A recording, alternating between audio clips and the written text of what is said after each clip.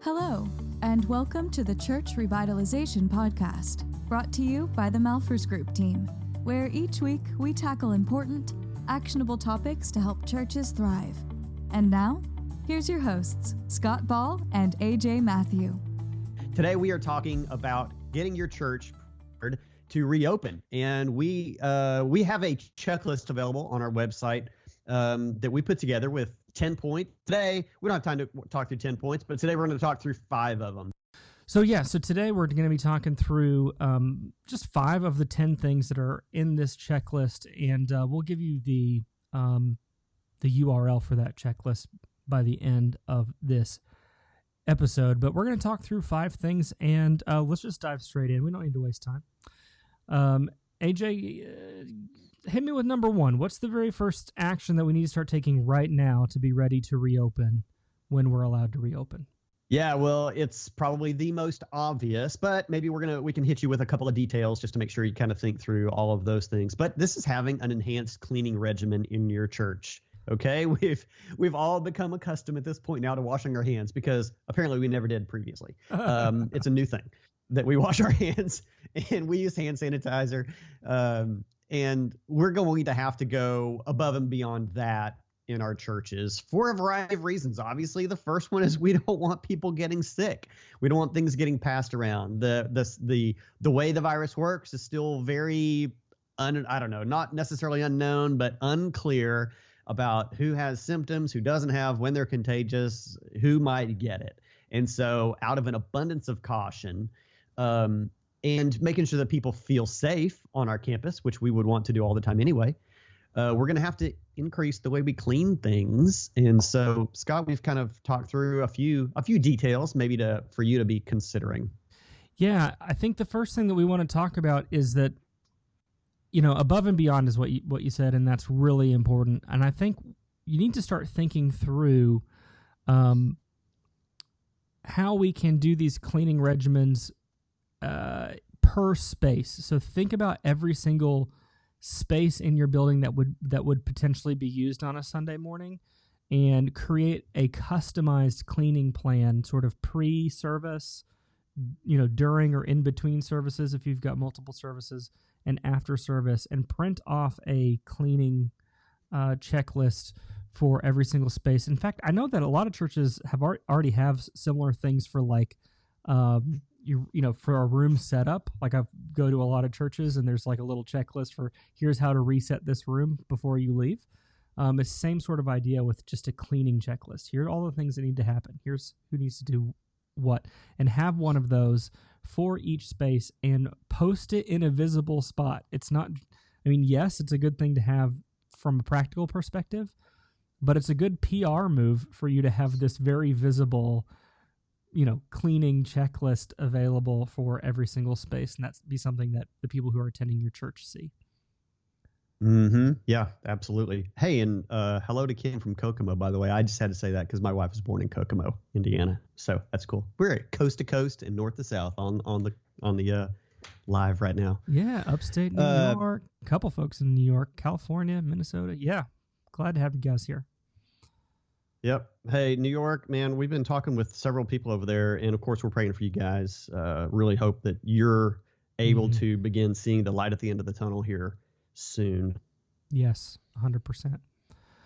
AJ, a good point that you made off air before we started was that you really need to engage your cleaning regimen needs to engage more than just whoever was doing cleaning before. You maybe have a part-time facilities person, or maybe you have contracted out a cleaning company to come in or whatever. This is really enhanced means enhanced number of people helping with that as well. Yeah, I think it's going to be all hands on deck. Whatever adults are responsible for whatever that space is, whether it's a children's classroom or a Bible study room or the bathrooms, anything, I think you're going to need to employ a greater volunteer effort. And I don't think people are going to push back against that. I think people always step up when there's necessity, right? Don't you find that in your church? I know we do in ours. And this is going to be one of those things. And it's not going to require a ton of stuff, but we're going to be talking about, hey, before and after, doing things, depending on what the situation is, maybe something also during some kind of programming time happening. But you're going to need to just bring everybody in that's a part of whatever their space is and train them up. Like you said, Scott, have a checklist of what needs to be done so that everybody just knows this space has not gone very long without being cleaned again. So when would be the right time to start, not just making those checklists, but sort of planning for having extra cleaning supplies like Lysol wipes and not a sponsor, Clorox wipes, Lysol. Yeah.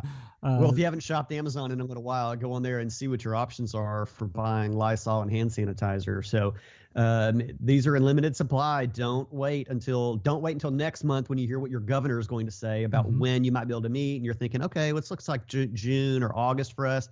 Just start looking right now, because if something is 5 weeks out on shipping, go ahead and place that order. Yeah. And just check back weekly, because you need to not only just think what do we need for week one, but just start to develop. No, don't hoard. TMG's not telling you to start hoarding. Yes. Get yourself a supply so that you're ready.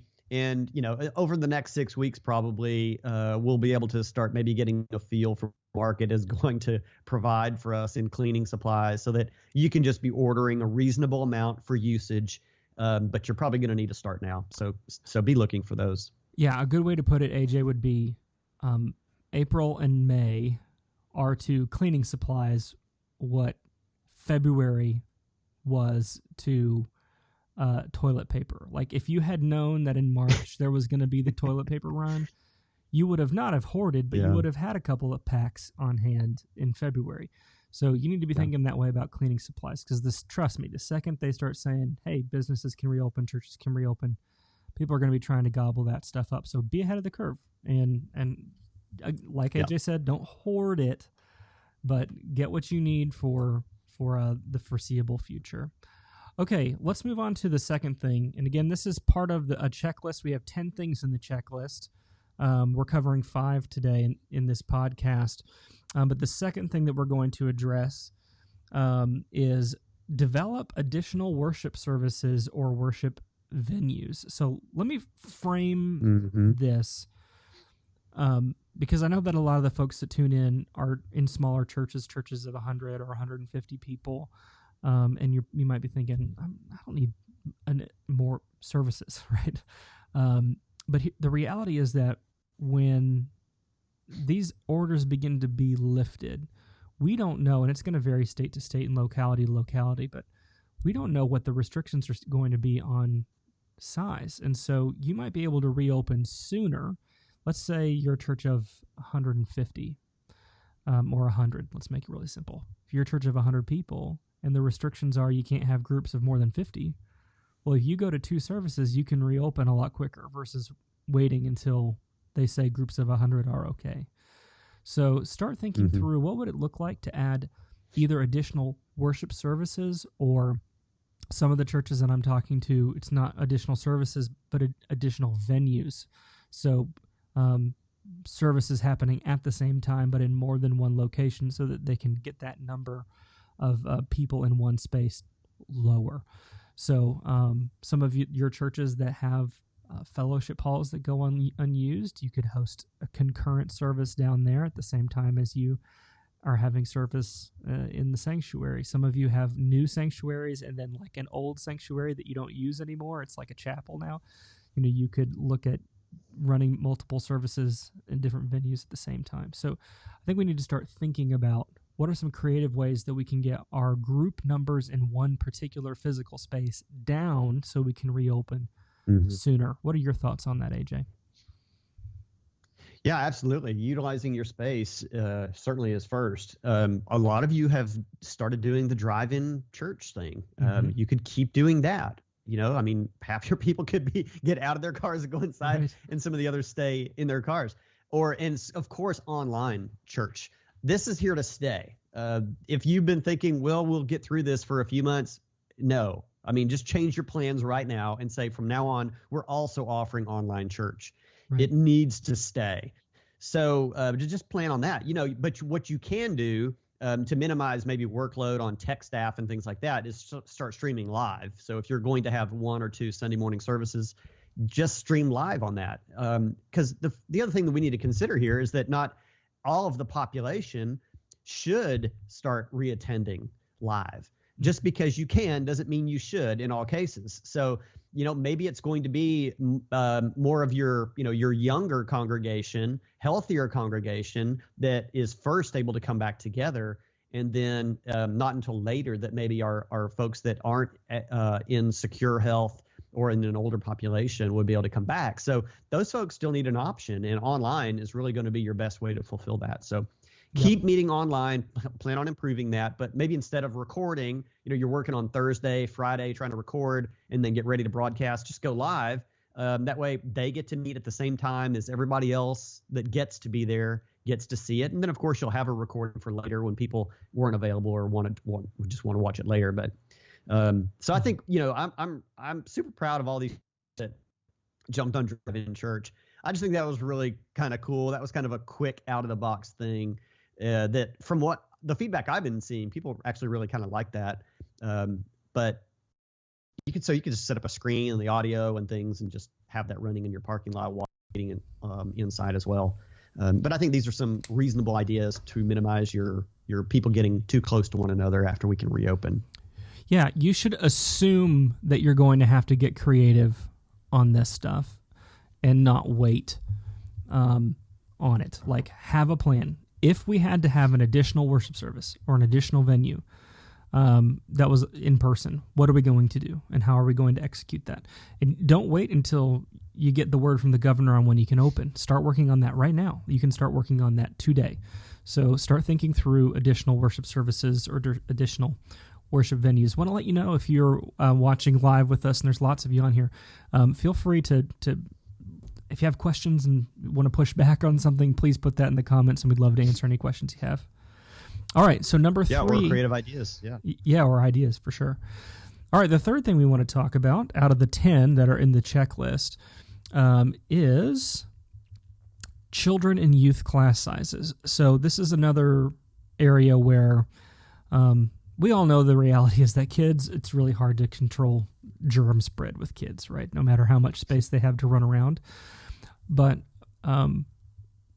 we can minimize the risk as much as possible. And there's also an appearance thing that you want to deal with.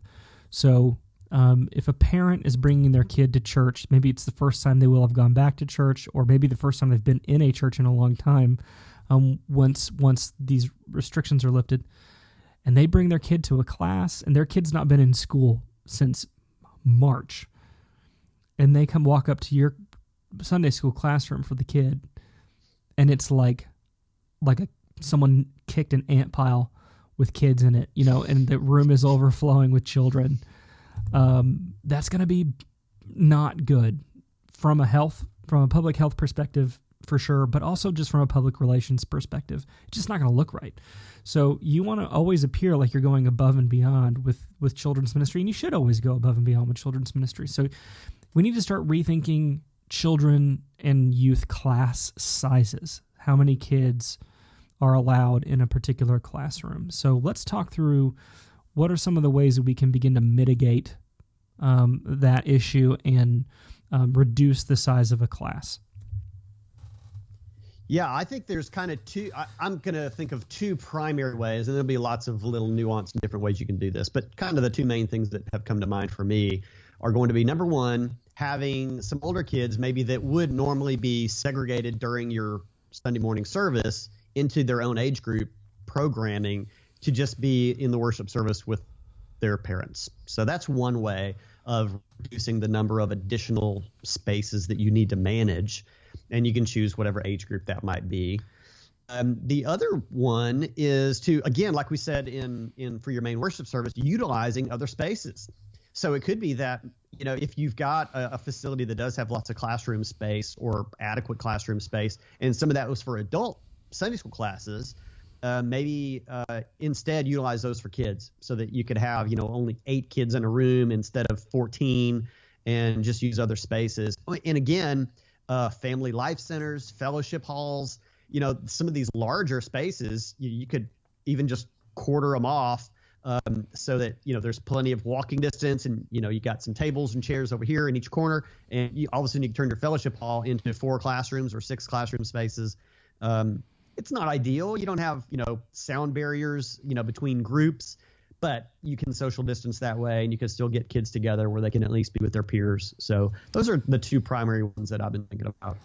Yeah, Dan has a good question. He said, since schools are closed, and all the way through the summer there'll be no school, why have kids classes at all? And that's a great question, Dan. I mean, there may be some churches that make the call and say, we're not going to do kids classes. We're going to have kids sit with their parents, or people are going to continue who don't feel safe are going to continue to stream from home.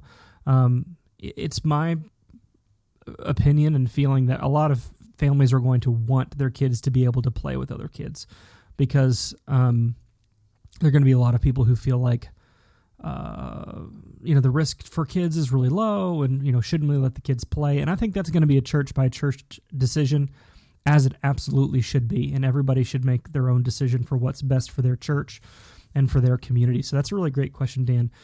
AJ, another option, depending on where you live in the country and what weather permits, is to do some Sunday school classes outside. Set up, have people donate their little pop-up tent so you can have some shade, and make sure, obviously, you want to make sure it's safe. If you're right next to a busy road, you don't want to do a Sunday school class next to, lots of traffic.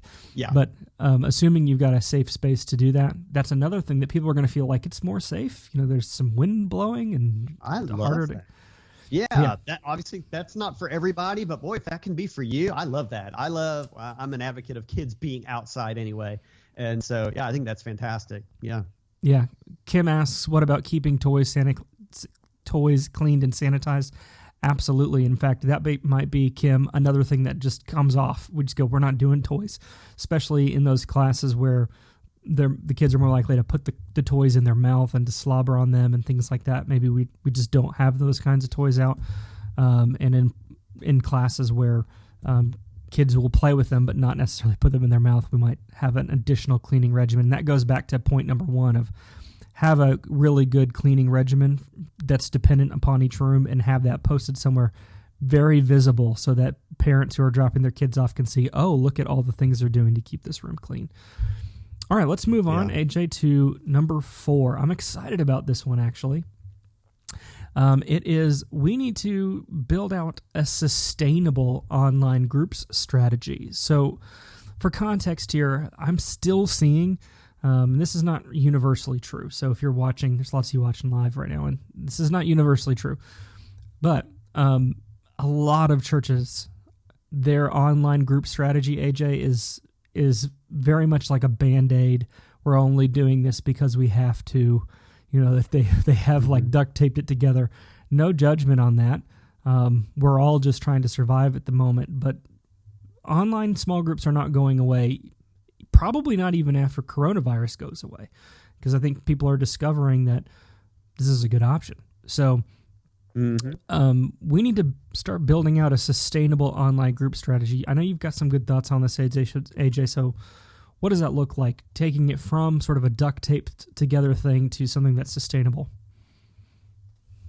Yeah, well, first and foremost, I really think we are going to need to see more kind of a top-down approach on this. I think it needs to be thought out at the leadership level of the church, and then disseminated down through the ranks, through your small group leaders. I really would like to see churches take a more active leadership position on their small group ministries. I've seen so many that really have really just fallen silent. I mean, they've had small groups going for a while, and they've just been totally silent. And so the groups, some of the leaders have said, well, let's meet, and others have not, or they've been inconsistent on times or methodology.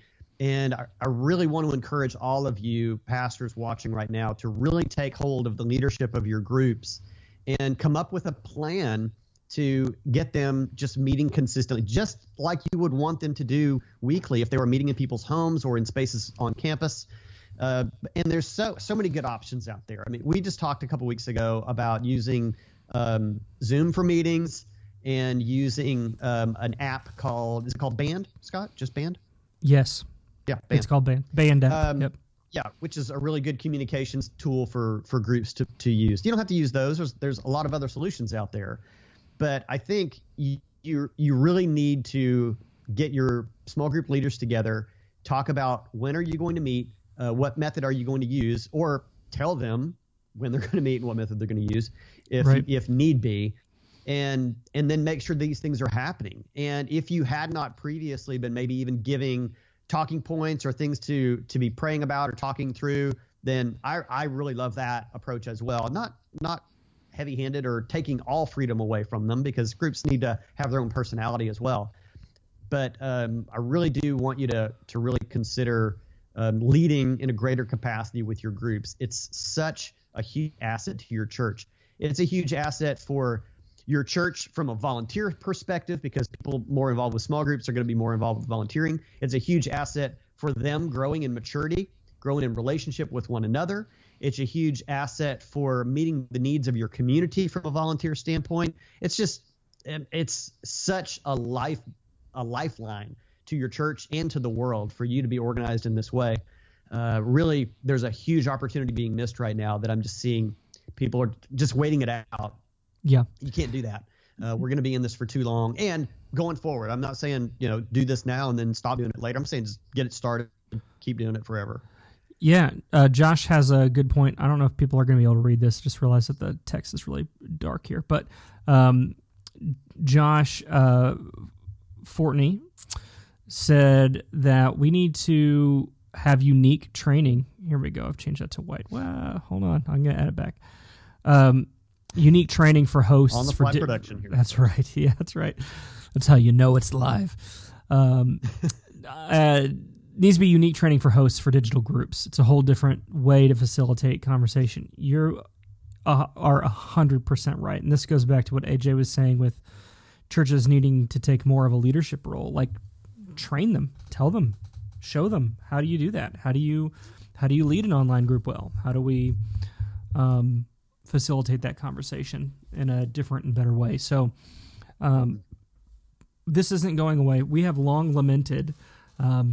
In fact, hit the like button if you've ever felt like, I wish there was a good solution to people who have to travel and people who take their kids on travel soccer and travel sports. Yeah. We wish that there was a good solution for engaging these people who have to be physically away all the time or choose to be physically away from church all the time. If you've ever felt that way, we're discovering that this is a really good option. Now, the pushback has always been that it's I'm seeing those likes coming now. The pushback has always been that it's like some sort of a fake community. If it's digital, it's not real. Well, we have all learned from this experience that that's not true. That digital community is real community. It may not be our number one preferred option, but it's not invalid. And so, as AJ was saying, like, it behooves you to develop that strategy and have a sustainable one moving forward. Okay, our last one that we're going to talk about in the podcast today is we need to refocus our programming on the essential. I was actually, AJ, having a meeting today with one of the churches that I'm working with. And there were some concerns for them about, well, we really need to focus our energy and effort on what needs to change just right this second. For this immediate need of when we can first go back to church. And let's press pause on the things that need to happen further down the road. And my pushback to that was those should not be two separate conversations. Right? Yeah. Your church has never been more open to change than it is right now. And so it's not that you should not talk about the temporary changes you need to make, but you should talk about them in tandem with and streamline that with the changes that you get to make for the long term.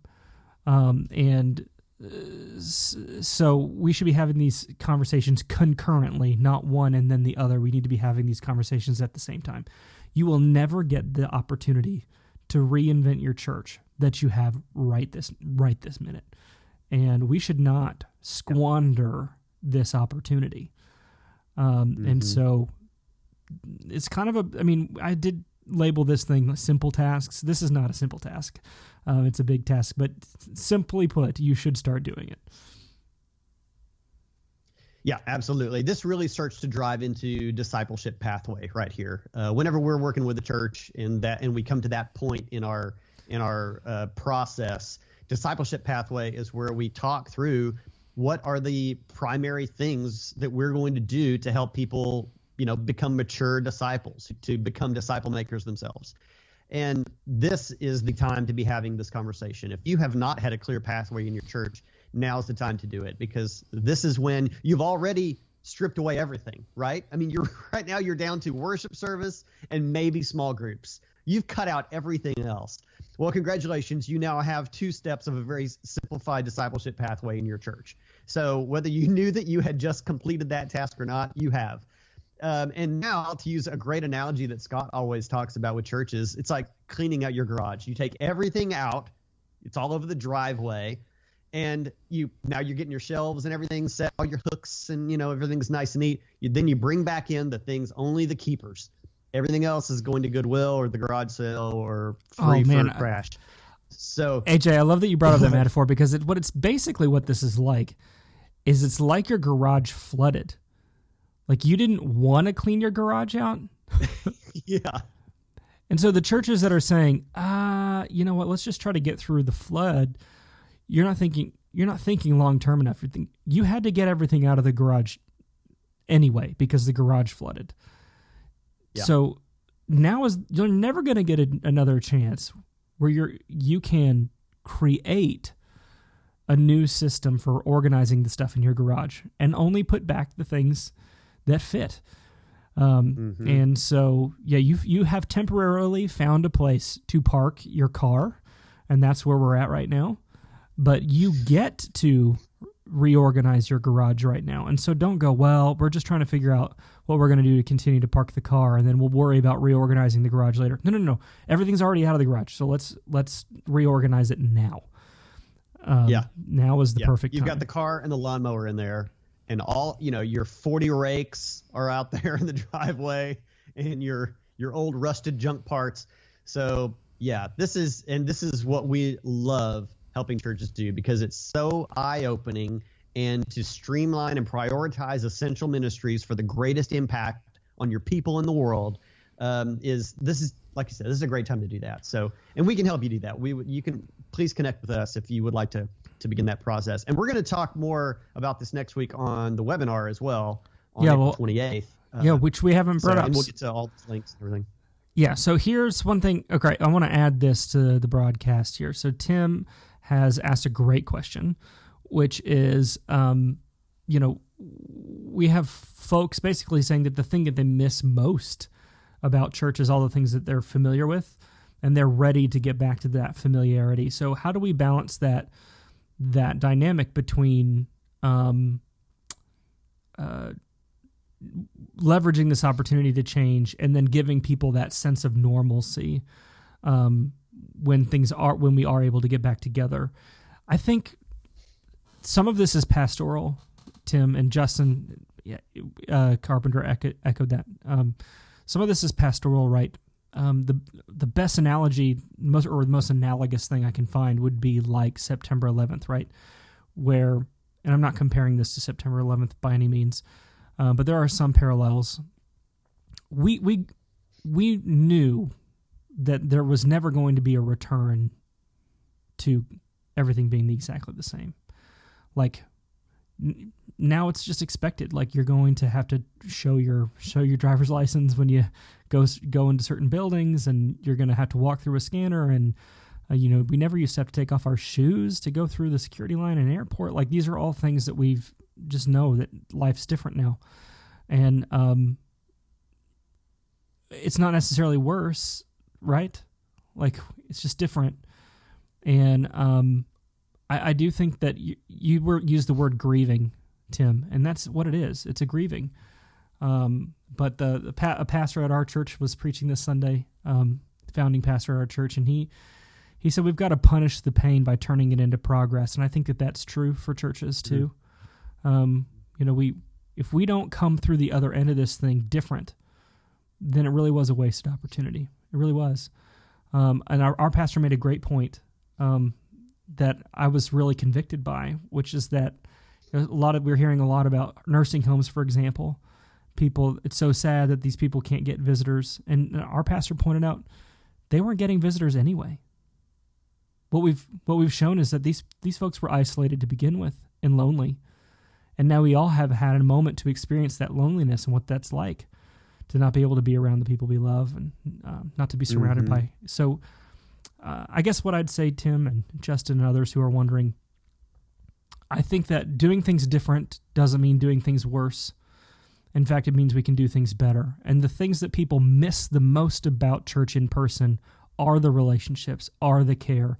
And if we can emphasize that we can do those things better by doing them differently, then I think that we can navigate this moment. But I don't want to suggest it'll be easy. It'll be hard. Yeah. Yeah, I would add to that. What is more difficult? First of all, let me just say this from my my less than empathetic default. Leaders lead. And so if we're just camped out, if we're camping our leadership out and just waiting, to go back to normal and to preserve feelings, then I think we're missing the point on leading well. And what's worse, to have somebody come back into as close to the same as possible in an unproductive ministry space to preserve their feelings, or to have them come back to something that's better, that will have a greater impact on them personally and on the world around them. But have to deal with a little bit of emotional fallout in that. I would point to the latter. I would say, be the leader then that can, that they can grieve with, and that you can help through a shorter period of time into betterment, instead of just managing old stuff that didn't really have much of a point to it. Yeah. Let me clarify something for AJ. That doesn't mean that Tim or Justin, who asked, had unproductive ministry settings. So let's just clarify that. If your church was doing well and you had a really fantastic discipleship pathway, and you're doing this, and you know what it all means and how it works, keep doing that. Yeah. Tweak only what you need to. Right. But a lot of our audience are going to be people that haven't ever thought through any of these things, or in a long time, sure. And they've gotten cluttered with a lot of unnecessary programming. That's right. And losing some of those things will be beneficial to you. So going back to the main point of this bullet point, the fifth one here that we want to tackle, it's that we want to refocus our programming on the essential. So a pastoral question that I would ask is, when people say that they miss the normalcy, ask the follow-up question of, tell me about that. What is it that you miss the most? And then they might tell you, well, I miss the potlucks and then ask the next step question, which is, why do you miss those things? What about those things do you miss? I guarantee you they're not going to say, well, I just really miss Susie's baked mac and cheese. Like, that's probably not what they're going to say. They're going to say, I really miss, that community, that fellowship, that authentic relationship with people. And so, or I miss being able to study the Bible with people that I know and love and care about. So we don't want to abandon those things. We look at Acts chapter 2 and see those as essential to ministry. If we ever get to a place where we have abandoned authentic relationships and studying the word together and prayer and serving one another and care, then that's a bad thing. We should not abandon those things for the sake of simple church. In fact, we move towards a more streamlined model so that we can enhance our ability to do those things, not decrease. Exactly. So, on that note, let's say this. This is exactly the topic that we're going to be tackling in next week's webinar. We're doing a webinar called Reimagining Our 2020 Vision. I imagine that most of you went into 2020 with some sort of a 2020 vision, and then coronavirus had a different idea. of what 2020 was going to look like. And so we need to reimagine our 2020 visions and realign them. And so next Tuesday at 11 a.m. Eastern, so not our 2 p.m. time, but at 11 a.m. Eastern, we're going to be doing a webinar specifically on these questions and really diving deep into this last point that we've made. How can we do this? How can we look at what's not changed?